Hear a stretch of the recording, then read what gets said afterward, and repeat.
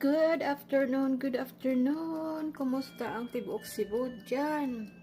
Amping mutanan, laban lang tayo mga Kasibuano sa malakas na earthquake. Importante, safe tayo. Bahala na yung nasisira, kung anong nasisira. Basta safe lang ang lahat. Walang na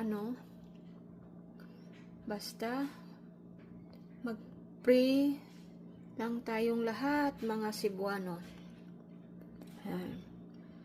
So guys, nagluto ako ng star bread from Lisa's Kitchen. Shout out, love you Cebuano.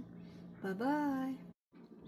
Hello, hello, hello mga ka-Cebuano, mga ka-kitchen. Yan ang ating luto for today. Today is Tuesday, September 30th, 2025.